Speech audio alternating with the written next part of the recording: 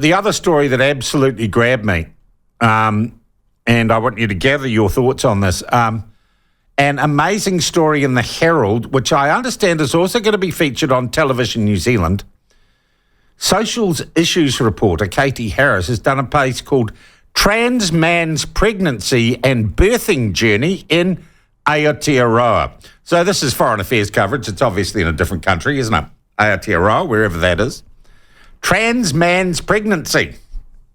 Well, Katie, I don't know where you grew up, Katie, but he's not a trans man. He's a Sheila. And so he's, maybe he's a trans man, but biologically he's a woman and always will be. Just because he's had his breast surgically removed and some hormone therapy. And this whole story, which is no doubt going to be absolutely covered in detail by all our woke news media, is about two blokes, one of whom pretends to be a Sheila. Well, no, sorry. Gosh, it's confusing, isn't it? A bloke and a Sheila who pretends to be a bloke getting the Sheila pregnant, and how wonderful that journey is. Now, they hit the jackpot on the diversity thing on a number of things. Unfortunately, they're not gay, are they? Because it's a man and a woman. So that's a normal cis relationship they're really in, no matter how they dress it up. But here's the sub-headlines. Trans man Frankie and husband Rawa, with the little things above the A's, and they don't look Māori. So I think we can presume they're Tinakoko Māoris, white people pretending to be brown because it makes them feel virtuous. So trans man Frankie and husband Rawa. Trans man Frankie is the trans man. Okay, you've just got to be careful with these stories. It's so easy to get confused and lose touch with reality. Welcome baby boy Hewi Eterangi into the world last year. Fantastic. I wonder what iwi they're part of, where they whakapapa back to. The couple spoke to the Herald about pregnancy, birthing, and coming off testosterone, which I presume was needed for Frankie to have her baby. They have shared their journey in an upcoming documentary. I'm going to make a prediction right now. That documentary was funded by you and me through New Zealand On Air. I haven't even checked this out yet because I only became aware of the story when I touched down in New Zealand on Saturday. I guarantee you public money has gone into the making of the television documentary that the Herald is basing its story on.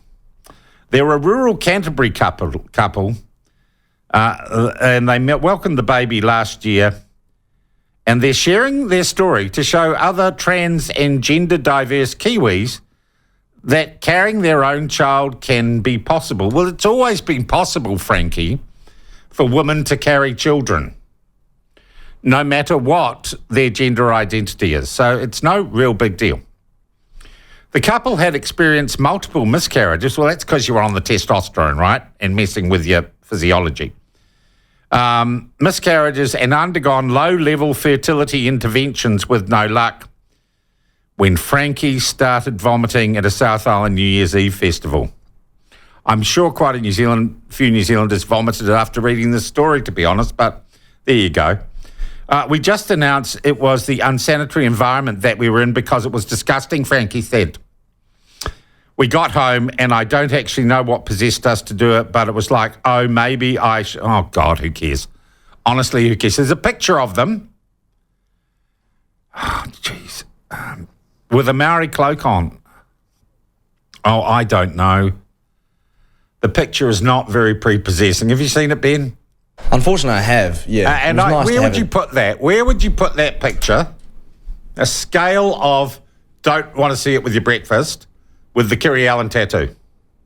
I would put it right next to the Kiri Allen tattoo. So it's on a par with Kiri Allen's bum tattoo. It's on par, and unfortunately, I saw both of those before 7:30 in the morning. So I'm on a good track. Okay, so you're not feeling good now. Have you eaten? Yeah. Okay, so the story goes on. It's a load of todge, of course.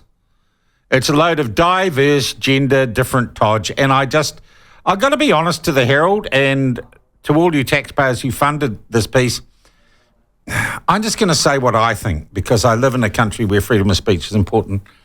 I think they're slightly bonkers, and it's like they've got infected with the let's be virtue signalling different really cool people thing, and they look nice enough, they smile and everything, but they're mentally unwell, clearly, in my opinion. And I don't feel bad about saying that because you didn't do this quietly. You didn't just want to live a normal life like anyone else, did you, Frankie, and what's your name? You went out and you made an exhibition of yourself, and you went to the media and you had a documentary made about you, I'm presuming, with taxpayers' money. So I'm allowed to criticise you because you've gotten my face. And most people afflicted with the sort of gender dysphoria that's involved here and the appropriation of the Maori culture and everything, most people might just shut up. But of course you're not. You're narcissistic attention seekers, and I just feel for your kid. I really do. I really do. You might be wonderful parents. I hope you are. Let's hope. But you've displayed a lot of character traits that I think are just crazy, and I think most New Zealanders will. So if you put yourself out there, folks, you're going to have to accept that some people are going to have an opinion because, of course, that's what you wanted them to do. And now you can say, I'm victimising you, which will fit in with your narrative perfectly.